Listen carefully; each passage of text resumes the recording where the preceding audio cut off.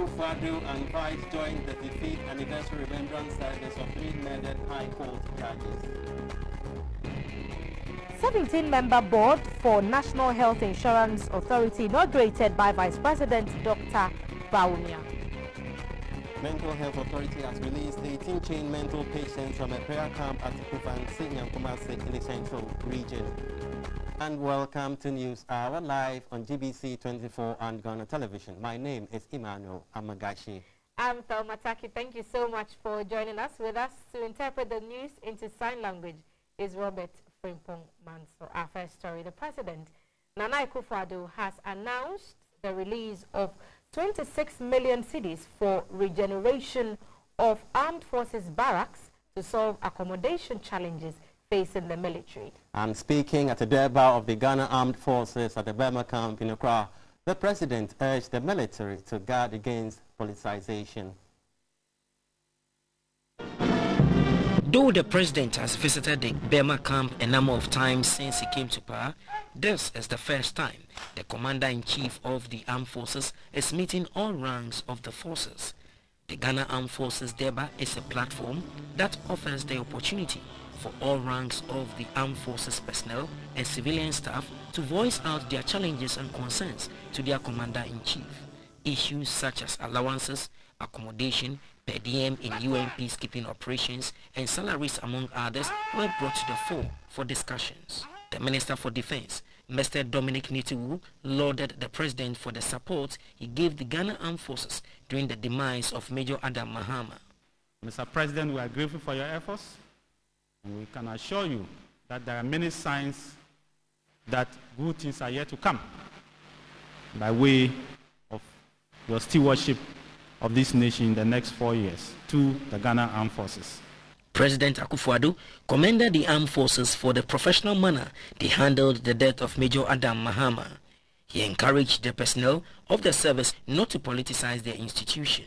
We must all be grateful to the Almighty that there is now a firm and widespread consensus in our country that the military takes its powers from the elected civilian government. To that end, we must guard against the politicization of the military by political parties. To borrow a term from a famous British Prime Minister, the greasy pole of politics has no place and should not have any place in the military. We do not want MPP soldiers, nor do we want NDC soldiers. We want Ghanaian soldiers who will serve any government duly elected by the Ghanaian people with equal zeal and loyalty. Those amongst you who want to do politics are very welcome, but please remember first to take off your uniforms and lay down your state-issued arms. He assured the military personnel of the readiness of the government to address the challenges facing them. As a start, the SNIT housing projects for troops started in 2007, which stalled when the MPP government left power in 2009, have been revived. The Ministry of Finance is processing outstanding debts owed to contractors, and very soon they will resume and complete the work on the projects. Furthermore, an amount of 26 million Ghana cedis has been released for the takeoff of the barracks regeneration program. The President later cut the sword for a 26 million cedi housing project as part of the regeneration of the military barracks across the country. And President Akufo-Addo has assured the Bureau of National Investigations of government support. Speaking at the 2017 WASA, the President also encouraged personnel to work harder and ensure that the image of Ghana is as stable as possible. Whatever my government can do to enhance your capabilities, retool your organization, provide you with a conducive working environment, Your director is talking about a new office building. And that will be a big achievement of my mandate. And by the time I finish, you have such a...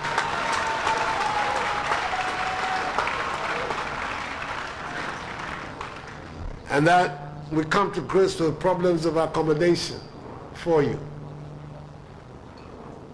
We're going to work out with the Ministry of Local Government and the Ministry of Regional Development how at the regional and local level we can deal with issues of accommodation and of offices for you around the country. It is necessary that that arrangement is made. But just to conclude, I appreciate very much the work that you're doing. And I want you to know the Ghanaian people appreciate very much the work that you're doing.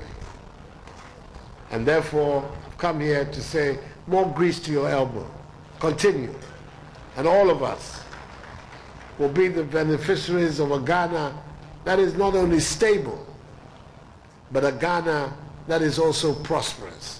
Because we will bring prosperity to this country. Believe you me, we're going to do it. We're not meant to be a poor country. And I'm determined that in my period, everybody will see that indeed prosperity is within our grasp in Ghana. President Akufo-Addo and Vice President Dr. Mahamudu Bawumia joined the Ghana Bar Association to observe the 35th anniversary remembrance service of the 3 murdered High Court judges at the Osu Presbyterian Church in Accra. The murder of Justices Kwadwo J. Japong, Poku Sarkodie and Mrs. Cecilia Kranting-Addo and Major Sam Akwa has been described by the bar and the bench as one of the black spots in Ghana's political evolution. About 35 years ago, exactly on June 30 of 1982, Mr. Justice Fred Opoku Sarkodie and Mrs. Justice Cecilia Kranting-Addo, all judges of the High Court, and Major Sam Akwa, a retired army officer, were murdered on the night of the abduction. This tragic incident occurred at the Bundazi military ridge in the Accra Plains. Their bodies were soaked with petrol and set on fire. The military regime, PNDC, appointed a special investigation board chaired by the late Mr. Samuel Azukrab to investigate the murders and found a member of the PNDC, Joachim Amatekwe, Lance Corporal Samuel Medeka, and Michael Senya, and 2 ex-soldiers, Johnny Jandu and Tony Tekpo, culpable. The culprits were sent to prison, but on June 19, 1983, there was a jailbreak at the Nsom prisons and the Ashford prisons, and Lance Corporal Medeka escaped from captivity and has since not been seen. By his 3 accomplices, Tony Tekpo, Jandu, as well as ex-PNDC members Amatekwe, were executed by firing squad. Since then, the Ghana Bar Association, in collaboration with the Judicial Service, have been observing the day on June 30th every year. This year's service was attended by President Akufo-Addo and his Vice President, Dr. Mahamudu Bawumia. The Chief Justice, Justice Sophia Kufu, and the Attorney General, Madam Gloria Kufu, read the first and second scriptures respectively. The life history of the 3 judges were read by their family members. The Methodist priest of the Accra Red Church, Very Reverend Manuel Ayi, spoke on the theme Ghanaian Indeed. He asked Ghanaians in all spheres of the society to support the government to solve the nation's challenge.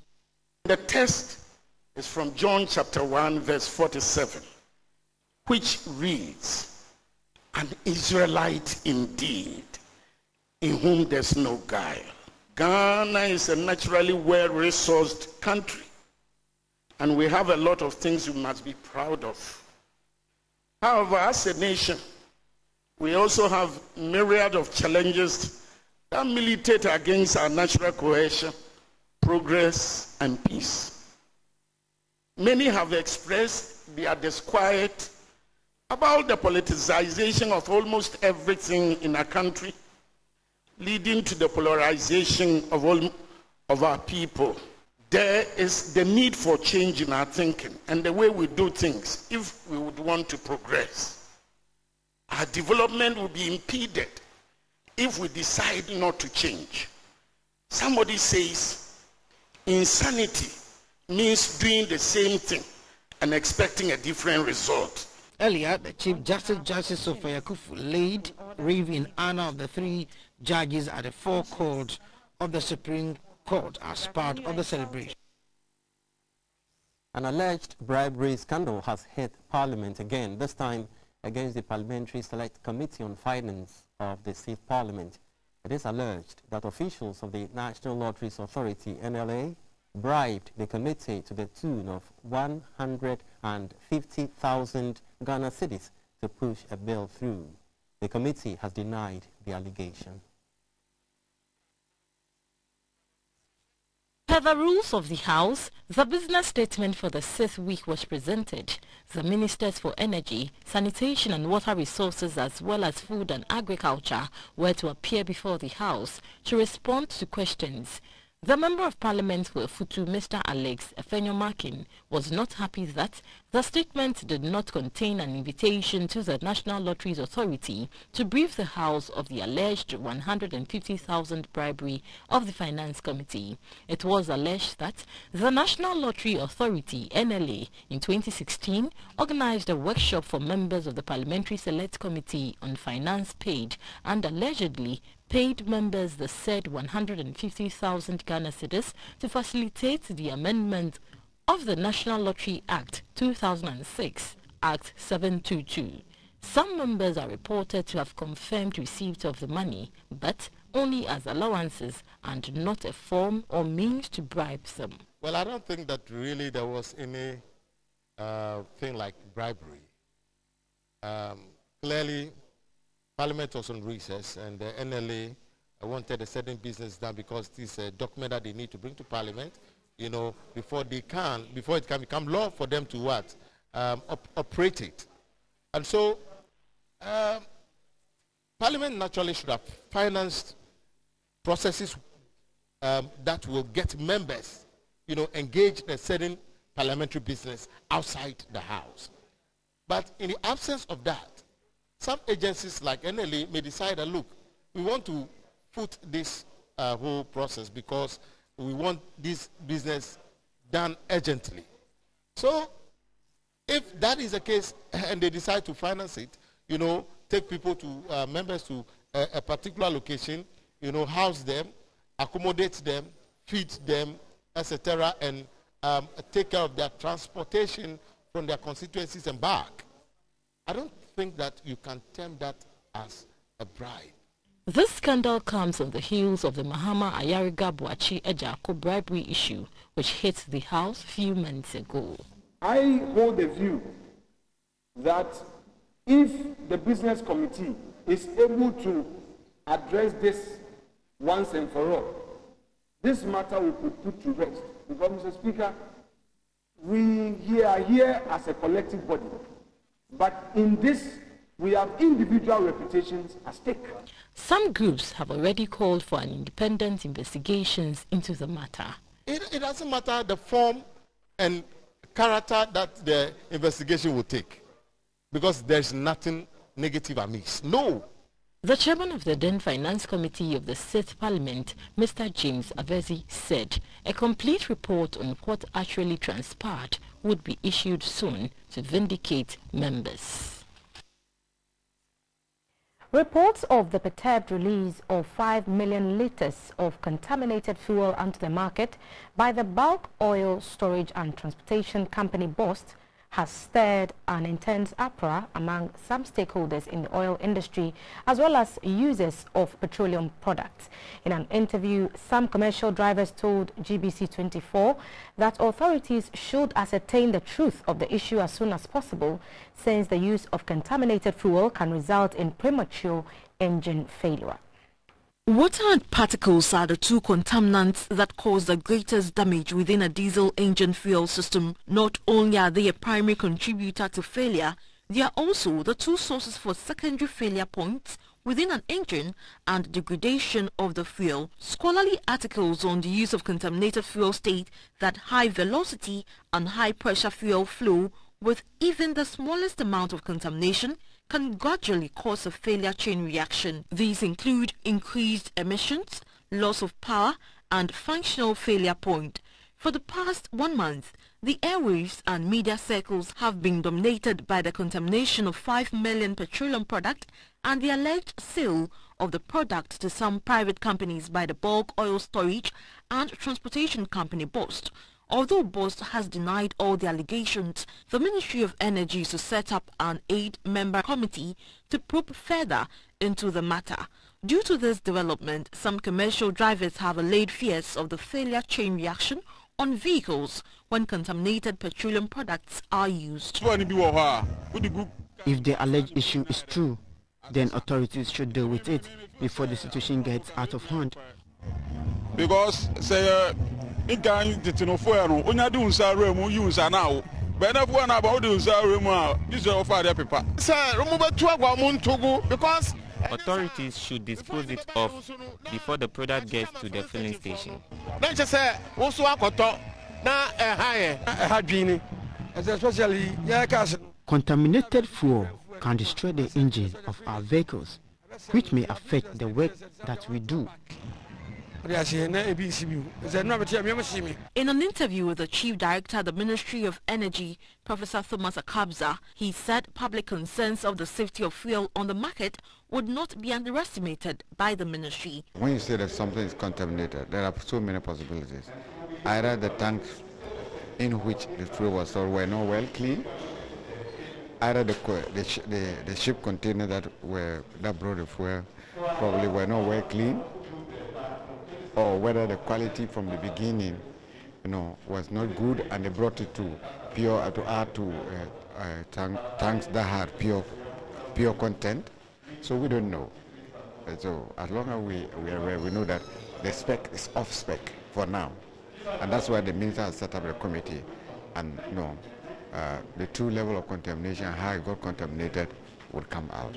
It is the hope of Ghanaians that the release of the 5 million litres of contaminated fuel onto the market by Bost would be addressed as soon as possible to release tension in the oil industry. The 8-member investigative committee would be given a month ultimatum to submit reports on circumstances that led to the release and alleged sale of the contaminated petroleum product.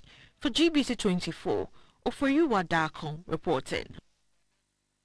The Association of Small-Scale Miners Adunkwa Onofin in the Central Region and the Task Force in the Ashanti Region have seized 193 mining equipment from illegal miners and banned them. Even though the ban on illegal mining is still in force, some illegal miners are still mining undercover. Pokukrom, a suburb of Dunkwa Onofin, is one such area where illegal mining is still going on. Pokukrom, a suburb of Dunkwa Onofin, has not been spared the destruction of its water body. The river in the community is their only source of drinking water. The activities of these illegal miners have completely destroyed the water body. For some time now, residents of Pokukrom and its environs have been forced to drill boreholes, which also comes at a cost. The raid by the police, immigration, NADMO and the Association of Small-Scale Miners was to prevent water bodies in Pokukrom from further destruction. Upon a tip-off, the illegal miners fled the area before the team got there. This, according to the Ashanti Regional Task Force Commander, Bresi Ando, makes the work difficult. Equipment used in illegal mining, including a raft, which is a Chinese invention that is suspended on the river by ropes, were seized. About 193 equipment were retrieved and burnt. The Municipal Chief Executive for Upper Dencha East, Isaac Kewia, told GBC24 that he will continue to help in the operation to flush out all illegal miners from the town. The Public Relations Officer for Small Scale Mining Association, Peter Ike, expressed worry about the destructive nature of the river in Pokukrom. River Ofin is one of the 3 tributaries of River Pra, which takes its source from the highlands of Kwewu in the eastern region. The recent rush for gold has polluted the river to the extent that it has lost its aquatic life, and the trees along its bank have not been spared either.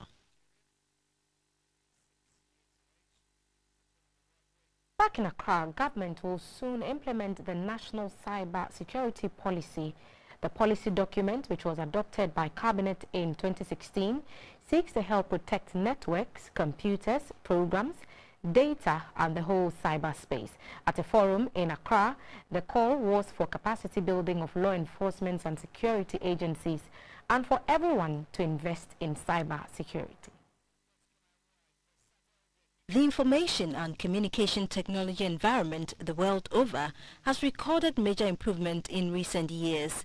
These improvements in the ICT sector have also come along with challenges with the issue of cybersecurity being a major concern. The issue of cyber threats such as hacking, data leaks, cyber fraud, sandbox fraud among others are on the rise in recent times. Evidence suggests that the political space is gradually becoming a center of attraction for cyber attackers. Apart from fake news reporting involving political activities, there is also a growing connection between political processes and cyber attacks, such as the reported cyber attack targeting the EC in Ghana's 2016 elections, alleged interference of Russia in the US 2016 elections, massive cyber attacks that hit France's presidential polls where President Macron's emails were leaked, and the leak of emails of the Democrats' presidential candidate Hillary Clinton in the 2016 elections. Some few months ago in South Africa, there was some attacks targeting foreigners. 6 pictures were circulated. Even the mainstream media reported some of those images. When we examined those images, only one was actually authentic. And this is where we can also establish the nexus between cyber and then the national security issues. The issue of Sakawa in Ghana and the financially motivated crimes where users of e-banking products are targeted have also become rampant. There's also the issue of malware attacks that hit 150 countries in May and the recent one to hit Ukraine. Cybersecurity issues have become a national security issue for most countries, and Ghana is no exception. We are working on the PKI, public key infrastructure, so that we'll have digital certifications, so that things that emanate from this our cyber environment will have the certification, so that people will have confidence with us. A recent policy brief on cybersecurity in Ghana has recommended the need to adopt a cybersecurity governance structure, build the capacity of law enforcement agencies, develop an effective national identification system, and develop cybersecurity best practices for both public and private sector organizations. The dialogue session was organized by the Media Foundation for West Africa. Akpene Avo Ajaja, GBC24, Accra. The Advertising Association of Ghana is soliciting the assistance of the general public to arrest criminals who steal branded flexi on billboards. The flexi is the polyvinyl used for digital prints. The president of the association, Mr. Francis Datsi, appealed to the public to report anyone using branded flexi as canopies to the nearest police station. In recent times, advertising agencies in the country are experiencing challenges in their lines of duty. Erected billboards have come under siege by criminals who go under the cover of darkness to rip off branded flexis from the boards, leaving the metals bare. Thursday dawn, 2 juveniles were caught stripping off flexi from erected billboards near the St. Paul's Lutheran School in Kanda, a suburb of Accra. According to an eyewitness, Mr. Xavier Doi, this is not the first time such incident is recorded. Residents have occasionally witnessed boys within the ages of 12 and 15 stealing flexi at odd hours. It was 1 a.m. in the a.m. We are here, we are security guys. 2 of my colleagues are listening to me, we were here. Whereby on duty patrolling, I saw 2 guys at the top of the billboard. Upon seeing them, I called my colleagues together and we pursued them. After pursuing them, private driver have helped us to chase them and we have arrested 2 of them. Speaking in an interview, the executive director of the Advertising Association of Ghana, Mr. Francis Dazi, lamented on the development. I'm sure that there are other people behind who are buying these these juveniles. We have people who are using it for canopies, are using it for tarpaulins, for articulated tags, and then pickups. And I think that is what is going on, and even charcoal sellers. And so this is what is going on now. But I want to send a word of caution to them that we are also vigilant and monitoring, and want to also appeal to the general public that if you see anybody around these billboards in some unholy hours, they should draw attention to the nearest police station or something to help us salvage this, because it's an investment. Mr. Dazi said due to the spate of theft, some advertising agencies against best practices do punch holes in the flexi to discourage pilfering. Just as we believe the police are effective in their investigations and we believe in them, we're just praying that they'll go beyond here and let's go further and find out who are those who sell these things, who buy them, because a lot of them are in town. He says the agency in the near future will form a task force to monitor erected billboards in the country. A burial service has been held in honor of the late Mr. Charles Kofi Bakna, a former director of television of the Ghana Broadcasting Corporation at the Christ the King Catholic Church in Accra. The late actor, artist and filmmaker died in Accra on Tuesday, May 23rd. He was 64. Do you remember these popular adverts on television?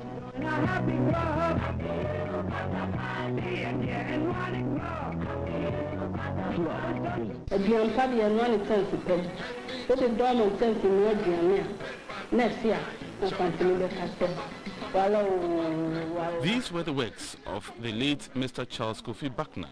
He was born on the 12th of June 1953 in Cape Coast to the late Mr. Arthur Kobna Bakna and Dorothy Bakna. He was the first child of 7 children. The late Mr. Bakna attended St. Augustine's College in Cape Coast, the National Film and Television Institute, NAFTI, and the School of Communication Studies at the University of Ghana, Legon.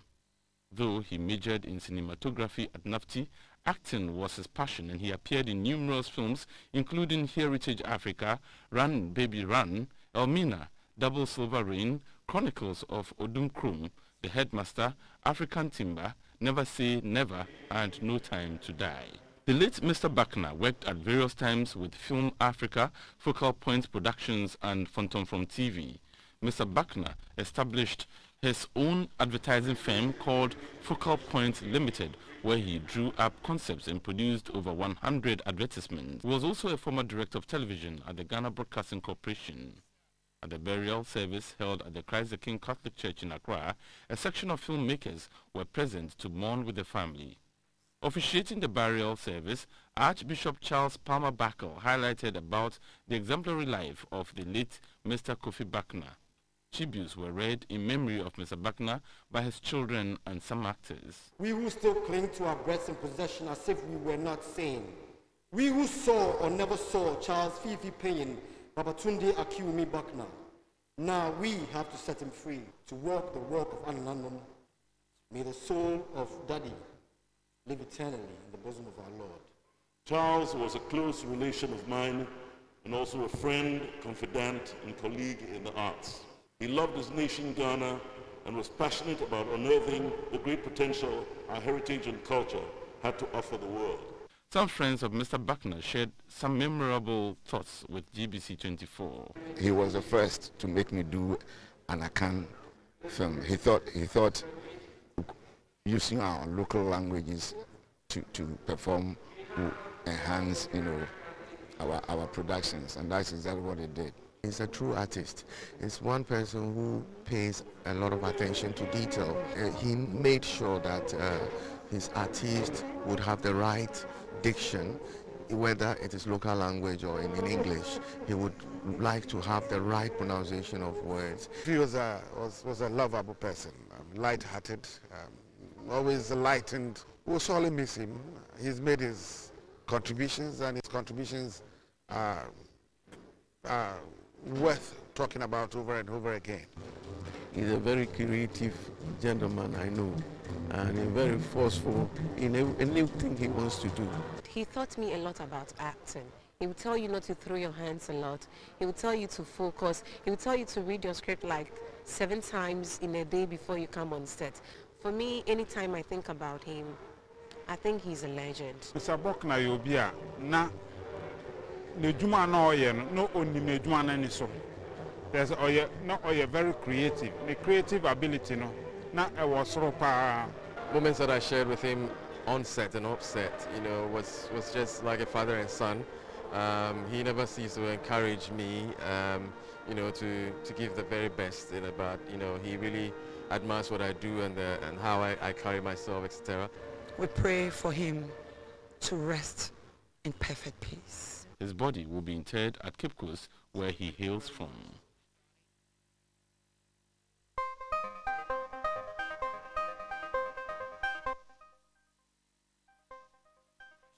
Has educated journalists on new operations at the port.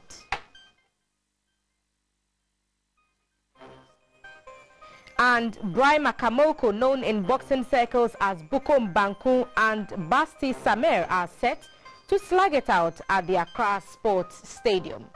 Stay with us.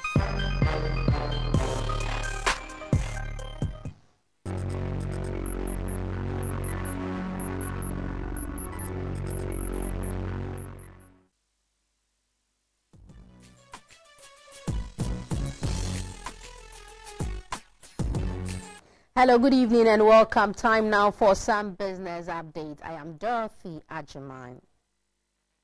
The majority caucus in Parliament has called for full-scale investigations and auditing of BOST from 2009 to date. This, they believe, will unravel any misappropriation of funds and the alleged human error leading to the constant contamination of fuel at the storage and transportation facility. Between 2014 and 2016, when the contamination of fuel products escalated, the average price that the product sold was 70 pesos per liter. As the price ranged from 50 pesos and 90 pesos, the sale price of the recent contaminated product at 130 pesos, which is 86% higher than what obtained in the past, is the highest value the nation has ever earned. Another untruth from people who have sworn to distance themselves from the truth and who think that by hearing woof woof they will court public sympathy and avoid any inquisition into their own past deeds. Notwithstanding, since the events of contamination appear to be playing out every year, and they are all due to human error, we agree that a full-scale investigation should be launched to fish out the culprits, and if any of deliberation is found, sanctions should be applied. Having stated this, we would agree that the affairs of BOST call for serious investigation and forensic audit.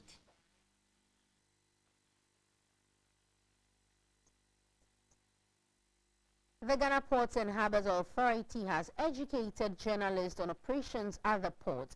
The training is expected to enhance the capacity of journalists when the Tema port is fully automated by September this year. There are many state agencies and institutions at the Tema port that oversee the clearing of goods apart from the Ghana Ports and Harbours Authority. Most often, when there are difficulties in clearing goods at the port, the GPHA is always held responsible for the anomalies. To ensure that all players at the port, including journalists, are on the same page, a sensitization program about the roles of the various agencies was held for them at Tema. The Custom Division of GRA, the National Security, Freight Forwarders, and the Ghana Standards Authority all took turns to address the media on their operations. The clearance process commences with the submission of manifests by the shipping lines. The clearing regulation requires that the manifest be submitted 72 hours prior to the arrival of the marine vessels. Submission of the manifest is effected electronically into the GCnet, whereupon a rotation number is generated after validation. Delays at the port, revenue leakage, and the many operational lapses at the port were some of the issues that came up during the sensitization program. The Director General of the GPHA, Mr. Paul Ansah, said the port is undergoing changes and this will quicken the pace of doing business at the port. Our ISO certification indicating our superior level of efficiency can be meaningless if we are not able to hold up the other agencies doing business in the port, so that they will also reform their processes to heighten the level of efficiency with which they operate. The journalists were taken to the $1.5 billion port expansion project, which managers of the project say is progressing steadily.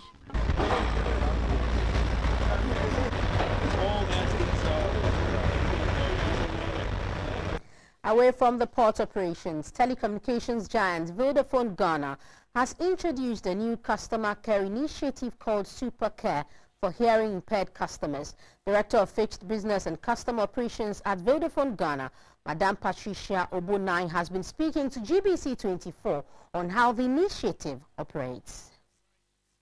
Our hands, a part of us we take for granted without realizing just how powerful they are. They help us communicate our dreams, thoughts and emotions. That's why we are combining the power of our hands with the strength of our network to break barriers and connect to every single person. Vodafone Supercare is the first in Ghana connecting with the hearing and speech impaired with packages specially created for you. Call the Experience Center on *494#. Or visit any Vodafone shop for assistance. No one is left behind when you're connected on a super network. Vodafone, power to you. So from the little clip that I saw, I can see the program is targeted at the hearing impaired. What more can you tell us about the initiative? So Supercare is an industry first that we brought in about a month ago. And we really want to redefine the way we deliver customer care in this industry. So it's basically a specialized service for the speech and hearing impaired. We have recruited and we have trained speech and hearing impaired agents who sit in our call center and are able to communicate to this base of our customers through the sign language. Okay. Why did you decide to do this? You know, our strategy is to power the digital revolution that's happening in Ghana. Okay. And one of the important things we said was that we didn't want to leave anybody behind. Now, in our base, we had this subscriber base that could not hear or can't speak. So even if they call the call center, as people can hear them, they cannot speak to them. Right. So it was important that we find a new service, a new way that they can reach us directly without going through family and friends. Okay. And this is why we did Supercare. And I guess you did some kind of research. What did you find in terms of the numbers of hearing impaired people in the country? We found that there are actually more than 1% of the population, and about 1% of our base as well. So it is a significant portion that we need to target. Right. We'll be moving to other disabled persons, say the visually impaired. Yes. It's in the works and it will come out shortly. Okay. So if I am hearing impaired and I want to subscribe onto this particular initiative, what should I do? Okay, so it's very simple. Right. You dial *494#, and then the beauty of the service is that you get a message that says, we will call you back. And immediately you get a call from our call center on a video call. You will find a nice smiling agent who will be able to communicate with you in sign language. Okay. The other beautiful thing is that we have created special SIM cards for them. It's free. So we have put them at the district centers of all the institutions that they have. So when they go there with their IDs, they will be able to pick up the SIM card. The third thing is that we know they are going to use data, and we know they will use SMS. So we have created 3 packages for them, heavily discounted, and that's why especially for them, with as low as 50 pesos, you can have enough data, enough SMS on a daily basis to communicate with friends and family. Okay. Do you think that this initiative has been publicized well enough to reach your target audience? I think coming here is one of the important tools we decided to use. We are using other media to be able to reach to our customers as well. Okay, so we'll be wrapping up on this interview pretty shortly. Sure. How easy was it to get, the guys who can actually communicate in sign language, to fill your call centers? How easy was that? I must really commend the Ghana Institute for the School of the Deaf. They really, really did well in helping us to recruit the right talent. And then we brought them in and had to train them along the telecom terminologies so they could pick up how to communicate with our customers using all the airtime credits, all the things that people worry about. Your final words before you go. I really want to tell our customers that we really are serious when we say we are changing the way we deliver care to our people. And so we will not leave anybody behind. We want to tell our customers who are speech and hearing impaired that we have them covered. You're watching News Hour live on GBC24 and GTV, and this is the business segment. On the interbank markets, the pound is selling at 5 cedis 66 pesos, the US dollar at 4 cedis 36 pesos, and the euro is also trading at 4 cedis 98 pesos.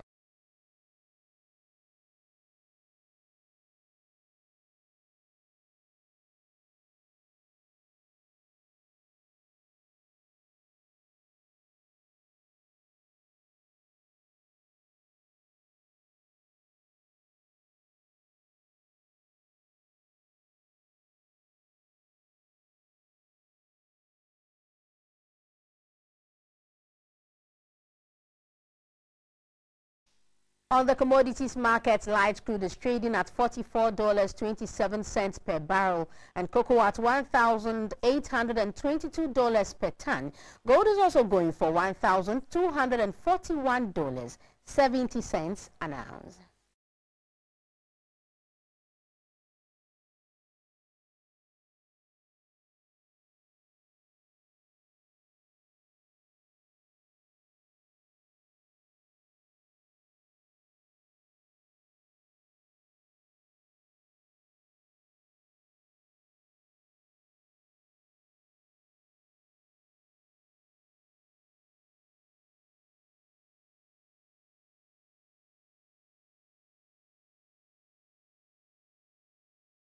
And that's it for the business segment. Coming up is the health segment. Please do stay. The National Health Insurance Authority has been inaugurated. The Vice President, Dr. Mahamudu Bawumia, told them to resuscitate the health insurance scheme and make it more vibrant. He said the cash and carry system should be scrapped to ensure quality health care delivery for all Ghanaians. The challenges within the National Health Insurance Scheme over the years have disrupted the progress of the scheme, thereby making a number of Ghanaians lose interest in the scheme. Non-payment of arrears to subscribers, poor services and claims continue to be a challenge. Inaugurating the board, the Vice President, Dr. Alhaji Bawumia, indicated that although their task is quite challenging, they should surmount the challenges within the scheme and make it work effectively. There's so much we want to do within a limited budget envelope, and you will be very responsible for leading the policy direction in this area and advising government as we go along so that we can take the decisions that will fundamentally improve the NHIS. The NHIS is struggling, as we said, and we've got to prevent this, steady creep towards cash and carry. We've got to prevent that and resuscitate the National Health Insurance Scheme. The 17-member board were drawn from the Ministry of Health, Ministry of Finance, Ministry of Social Welfare, Ghana Health Service, the National Insurance Commissioner, and SNIT. Others include representatives from the Medical and Dental Commission, professionals from the pharmacy, accountancy, a legal professional, organized labor, and 3 presidential nominees, with Professor Yao Edujenfi as the chairman of the board. Though the task is daunting, as you yourself alluded to, my colleagues and I will work assiduously with management and other stakeholders to resolve these challenges. We hope that through our collective efforts and resolve, the vision of universal health insurance coverage for the nation through adequate funding will be achieved.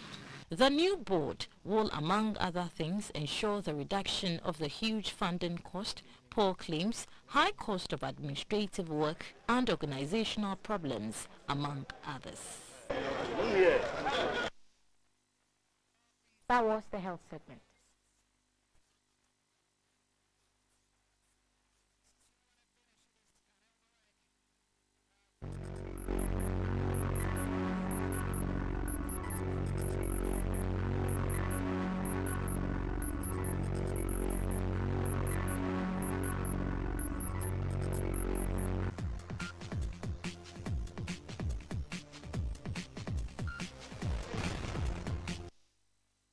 Hello, good evening. Let's talk sports. I'm Theophilus Sampa. We start off on a boxing note where Brahma Kamoko, known in boxing circles as Bukum Bankum and Basti Same, are set to slug it out at the Accra Sports Stadium. The two boxers have appended their signatures to a contract to fight in September this year. For the past 2 years, there have been a war of words between Bukum Banku and Basti Same. The two boxers are undefeated and many a Ghanaian wants to see them battle it out in the ring.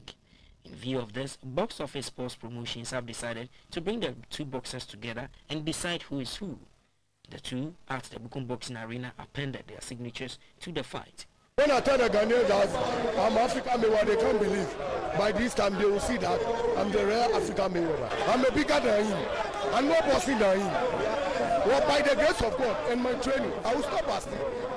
I invite President Nana Akufo-Addo and former President John Dramani Mahama to come and hold the fight because they are afraid to fight. I will stop Basti Rancis to shut them down. This fight is not Rancis' fight.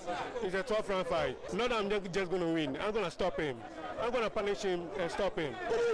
Kamuku's last fight was in December 2015 when he stopped his old foe Haiti Powers in round 8 at the Babaya Sports Stadium, while Same recorded a unanimous decision win over Sijula Adey Shabazz in the US last September. Let's still stay with boxing, where the clash between Ghana's Joseph Kinkon Agbeko and Kenya's Nick Otieno has been called off. The reason was that Otieno failed to turn up.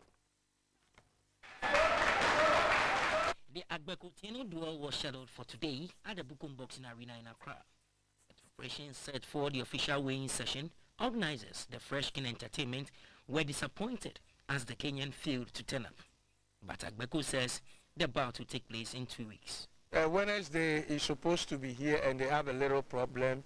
They told us to be here on Thursday, and up to now we find some problems. Sometimes things like this happen. So we sat down with them, that is the GB and King Kong Promotions. We sat down with them and then we come to the conclusion that then you have to postpone the fight to 2 weeks. Postponement comes due to challenges that maybe you may not be able to face or overcome. So, as you can hear from the Vice President of the GBA, the fight will definitely come on. This fight is a build-up fight for me towards a world championship. Joseph Agbeko and Freshkin Entertainment is working very, very hard to win a world title. This is the second time the fight, dubbed the Explosive Fight Night, has been called off. And let's talk cricket now, going to Kenya, where the national under-19 cricket team are in Nairobi now for the 2018 ICC Under-19 Cricket World Cup qualifiers. The competition will start from the 1st of July to the 8th. A contingent of 14 players, a coach and a management member will be defending the flag of Ghana at the tournament with the sole aim of snatching the only ticket available to represent Africa at the Cricket World Cup to be staged in New Zealand in 2018. Ghana's lads will come up against their fellows from Botswana, Uganda and host nation Kenya after gaining the right to be at the four-nation tournament by winning last year's ICC Africa Division 2 tournament in Benoni, South Africa without a blemish. Due to financial challenges, the team's scheduled 2-week acclimatization and high-performance training program in Nairobi ahead of the tournament was cancelled. Ghana will play their first match against Kenya on Saturday, July 1, and play Uganda on Sunday. They will play Botswana on Tuesday, July 4, and play Kenya on Wednesday. Their last two matches will be against Uganda and Botswana.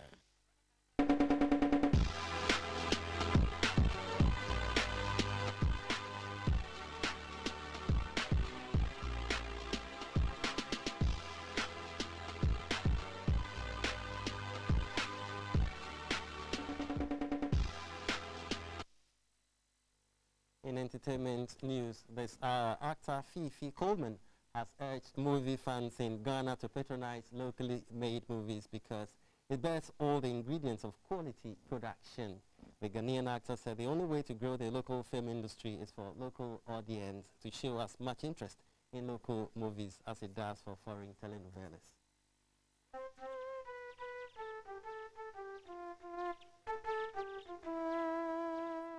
Actor Fifi Coleman has long been out over TV screens after his hit movie Wedlock of the Gods. Do you remember me? What do you want? Do you remember me? You have the last to embarrass me.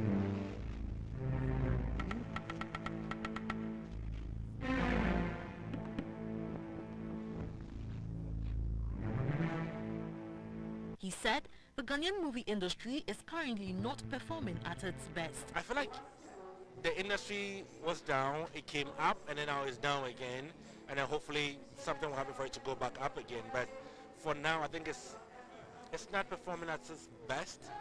There's so much that needs to happen for the industry to be where it can go to, but for now it's not there at all. Fifi said the locally made movies have all the features of good movies and thus deserves attention from the home audience. I know most of you might be watching the Indian tree programs and the Hispanic tree programs. It's not helping our industry.